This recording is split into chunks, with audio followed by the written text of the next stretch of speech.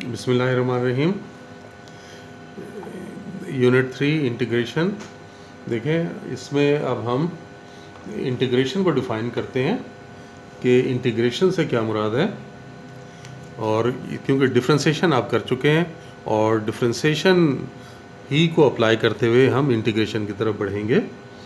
अगर हम इंटीग्रेशन को डिफ़ाइन करना चाहें तो देखें, हम इस तरह से बता सकेंगे कि the process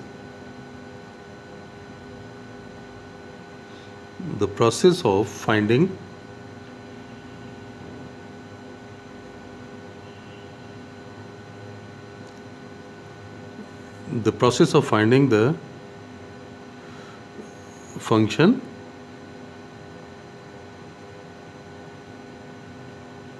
whose derivative is given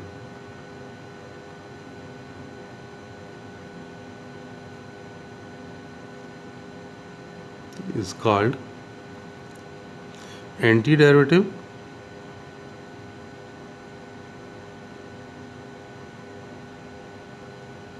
और इंटीग्रेशन।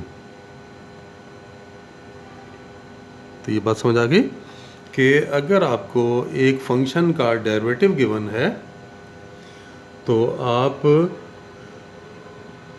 उसका फंक्शन मालूम करें, तो ये जो प्रोसेस होगा ये कहलाएगा इंटीग्रेशन, कि ये हमने उस फंक्शन को इंटीग्रेट किया है या उस फंक्शन का एंटी डेरिवेटिव लिया है। यहाँ पर मिसाल तौर पे आप कोई भी अगर आप ले लेते हैं, अगर हम सपोज कर लेते हैं कि लेट एफ ऑफ एक्स, ये हम ले लेते हैं, फ़र्ज़ करें कि चलें ये एक्स के प्लस एक्स ही ले लेते हैं। ये हमारे पास फंक्शन है एक्स के प्लस, ये फंक्शन का डेरिवेटिव है, जबकि फंक्शन हमारे पास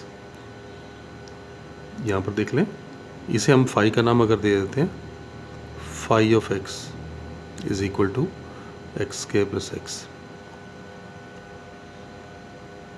तो आपको क्या निकालना है? आपको फंक्शन निकालना है। ये देखें, हमें क्या डेफिनेशन दी थी, the process of finding the function whose derivative is given. ये जो डेरिवेटिव गिवन है तो किसका गिवन है? एफ का डेरिवेटिव गिवन है। तो फंक्शन क्या बना? एफ, यानी आपको एफ फाइंड करना है। एफ फाइंड करने का जो प्रोसेस है वो इंटीग्रेशन कहलाएगा। हमने इस डेरिवेटिव के जो फंक्शन था उसे हमने नया नाम रख दिया, हमने फाई फंक्शन का नाम दे दिया।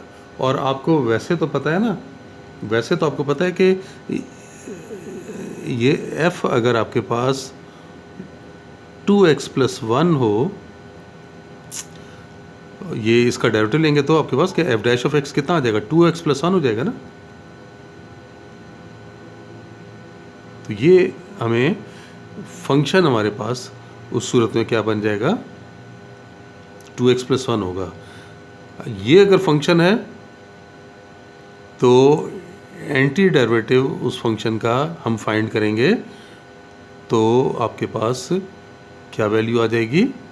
2x + 1 आ जाएगी। इस बात को आप इस तरह से देख सकते हैं, मिसाल तौर पे अगर आप ये देखें, एंटी डेरिवेटिव याद रहे कि ये एक दूसरे के रेसिप्रोकल होते हैं। d/dx and integration of this function are inverse of each other.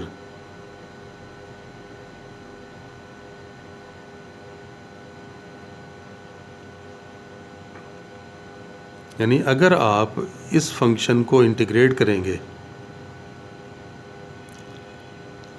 तो आपके पास जो आंसर आएगा वो फाई ऑफ एक्स आ जाएगा प्लस सम कांस्टेंट सी। अब यहाँ पर सी के बारे में देखें कि where C is called constant of integration.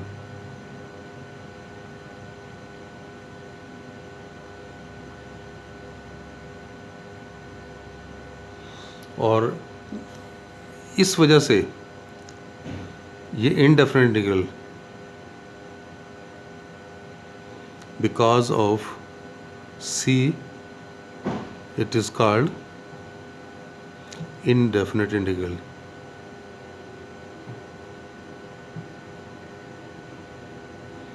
कि ये इनडेफिनेट इंटीग्रल इस सी की वजह से आते हैं। और अगर हम सी की वैल्यू कैलकुलेट सकते हो, वैल्यू अगर कैलकुलेट कर लें, अब यहाँ पे देखें, we can find the value of C if further information is given.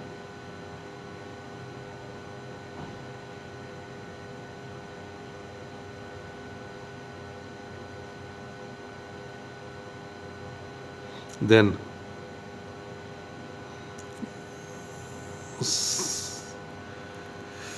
इसे अगर हम 1 का नाम दे देते हैं, देन 1 इज डेफिनेट इंटीग्रल।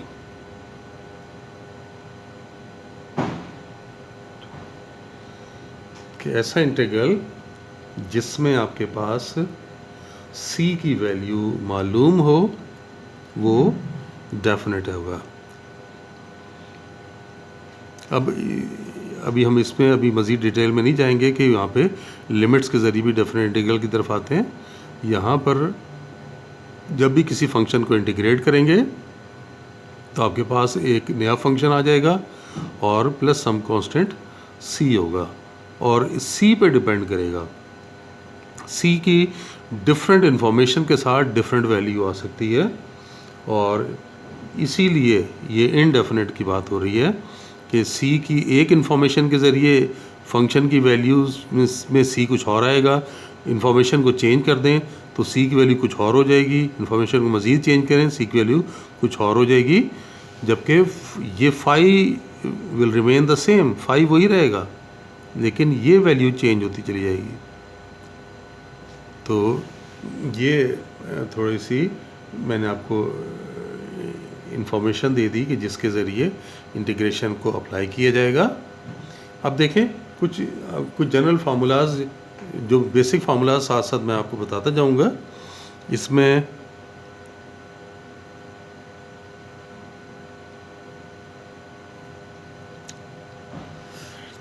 एक तो ये फार्मूला है कि x to the power n dx, इसका रिज़ल्ट आएगा x to the power n plus 1 over n plus 1 plus some constant c।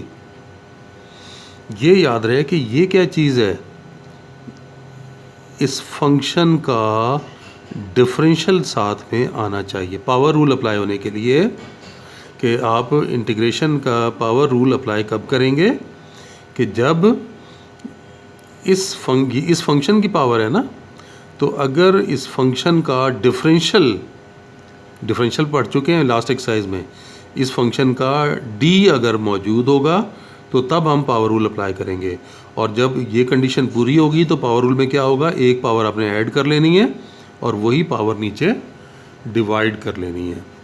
इसी बात को देखें यहाँ पर, अगर देखें कि अगर हमारे पास ये है ax plus B to the power n, तो इस पे इसकी शर्त क्या है, वही शर्त कि इसका डिफरेंशियल आगे आना चाहिए। तो ज़रा चेक करें, d of ax plus B क्या होता है, a कांस्टेंट है, dx आ गया, और b का d कांस्टेंट अकेले कांस्टेंट की वजह से d उसका 0 हो जाएगा, यानी इस फंक्शन का d जो है वो क्या है, a dx। तो आप a dx अगर बनाएंगे तब फार्मूला अप्लाई होगा, यानी इसको आप ऐसे लिख के, ये देखें, ये हमने a dx यानी इस फंक्शन का डिफरेंशियल बना दिया। अब यही वाला रूल अप्लाई कर सकते हैं, ये 1 ओवर a ये आ गया, और इस रूल के मुताबिक क्या था, पावर में एक ऐड करेंगे, तो इसकी पावर में एक ऐड कर लें, ax plus B to the power n plus 1, और वही पावर आपने डिवाइड कर लेनी है, प्लस सम कांस्टेंट c। तो ये लॉजिक समझ आ गई कि ये लॉजिक है फंक्शन को अप्लाई करने के लिए। याद रखें कि फार्मूला जब तक अप्लाई ना हो रहा हो आपने रूल अप्लाई नहीं करना, अगर फार्मूला अप्लाई नहीं हो रहा, उसकी कंडीशन पूरी नहीं हो रही और आपने रूल अप्लाई कर दिया, तो डेफिनेटली आपका आंसर ठीक नहीं आएगा। इसी तरह से एक फंक्शन लॉग के साथ है कि अगर 1/x dx है तो इसका आंसर होता है log of x plus some constant. इसकी भी वही लॉजिक है।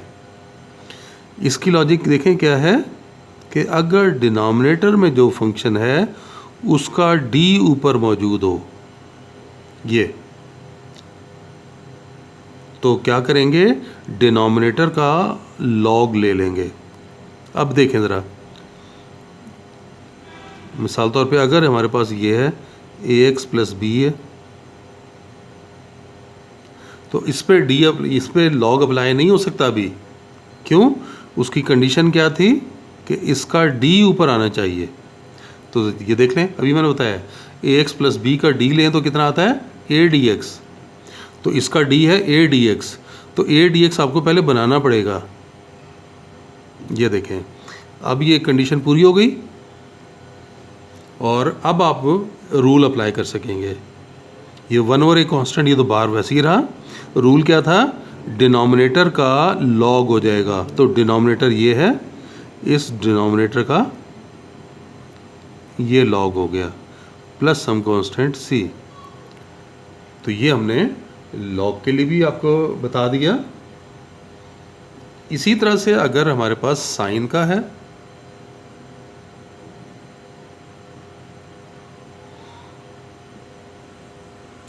Sine of ax plus B है, इसकी भी वही शर्त, इसका d आगे आना चाहिए, इसका d। तो इसका d कैसे आएगा, a dx, तो a से अगर मल्टीप्लाई डिवाइड कर लें तो साइन का फार्मूला, साइन की इंटीग्रेशन होती है माइनस कॉज, तो ये 1/a और ये minus cos of ax plus B plus some constant c। और अगर कॉज के लिए आप देखना चाहें तो ये बिल्कुल इसी तरह से कॉज ax प्लस बी के लिए भी a dx इसका d मौजूद होगा तो रूल लगेगा। और कॉज की इंटीग्रेशन होती है साइन, तो ये साइन ax प्लस बी हो जाएगा प्लस सम कांस्टेंट c। तो ये इस तरह से ये रूल्स हैं। और मज़ीद जैसे जैसे मज़ीद रूल्स आते इस्तेमाल होंगे वो मैं आपको साथ साथ बताता चला जाऊंगा। तो ये बेसिक्स रूल्स में से थे, साइन का, कॉज का, लॉग का, पावर का। तो ये रूल्स जो है ना वो बहुत ज़्यादा हेल्पफुल होंगे आपके, इनकी अंडरस्टैंडिंग अगर आपको सही तरह से आ गई है तो।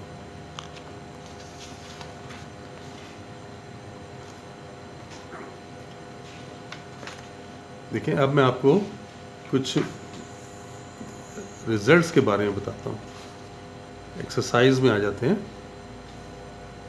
एक्सरसाइज 3.2।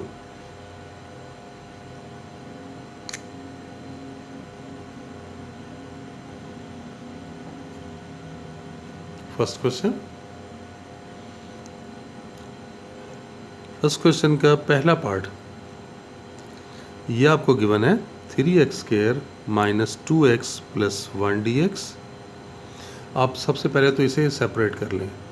सेपरेट कैसे, ये 3 कांस्टेंट है, इंटीग्रेशन से बाहर आ जाएगा, और x² dx माइनस 2 ये कांस्टेंट है, ये बाहर आ गया, x dx, और ये 1 dx। अब इस पे देख सकते हैं पावर रूल अप्लाई हो जाएगा। ये देखें, इस x का d आगे मौजूद है, तो पावर रूल में क्या था, एक पावर आपने ऐड करनी है, तो 2 में एक ऐड करेंगे तो 3 हो जाएगा, और वही पावर डिवाइड करनी है, -2। यहाँ पे भी एक पावर ऐड करनी है और वही डिवाइड करनी है। 1 एक्चुअली क्या है, ये देखें, x की पावर 0 है ना, इसमें जब एक पावर ऐड करेंगे तो 0 + 1, नीचे भी 0 + 1, यानी x आ गया। तो 1 की इंटीग्रेशन याद रखें हमेशा कि ये x आ जाएगी, और plus some integration constant c। तो ये कैंसिल होके x³ ये कैंसिल होके x² + x + c। और देखें अब ये आराम आराम से ये प्रैक्टिस के लिए, ताकि थोड़ी सी आपको इंटीग्रेशन की नो हाउ हो जाए, तो उसके बाद फिर हम कम्प्लेक्स क्वेश्चंस की तरफ भी आ सकते हैं। इसको भी अलहदा कर लें। ये देखें ये कितनी पावर है, x टू पावर 1/2, ये अलहदा कर लिया, और ये पावर ऊपर लेके जाएंगे तो -1/2, ये भी आपने अलहदा कर लिया। अब पावर रूल अप्लाई कर दें, एक पावर ऐड करेंगे, d मौजूद है ना, तो 1/2 + 1, 1/2 + 1, यहाँ भी -1/2 + 1, -1/2 + 1 प्लस सम कांस्टेंट c। तो ये 3/2 है, तो ऊपर जाके 2/3, और ये 1/2 है, ऊपर जाके 2, ये -1/2 + 1 ऐड करेंगे तो 1/2 आ गया। क्लियर है ये बात? थर्ड पार्ट देख लें। x √x + 1, इसको पहले सिंप्लीफाई करें। सिंप्लीफाई कैसे हो जाएगा, इस x से मल्टीप्लाई कर लें, ये पावर 1 ऐड होगी तो 3/2 हो गया, ये पावर 1 x से मल्टीप्लाई होगा तो x आ गया। अब इसके दो हिस्से हो जाएंगे, ये देख लें, x to the power 3/2 dx, और ये हो गया x dx। अब तो पावर रूल अप्लाई हो गया, तो एक पावर आपने ऐड कर दी और वही पावर आपने डिवाइड कर दी। यहाँ भी ये एक पावर आप ऐड कर दी और ये डिवाइड हो गई। ये कितनी 5/2, तो ऊपर जाके 2/5, और ये 1/2 x² plus some constant c। Fourth part ये देखें, 2x + 3 टू द पावर 1/2, इसका d मौजूद नहीं है, पावर रूल नहीं लग सकता। पावर रूल के लिए इसका d कितना चाहिए, ये देखें, d ऑफ 2x + 3, ये 2dx हो जाएगा, तो 2dx चाहिए आपको। तो आप ऐसे कर लें, 1/2, 2x + 3 1/2 × 2dx। अब ये पावर रूल की कंडीशन फॉलो कर लें,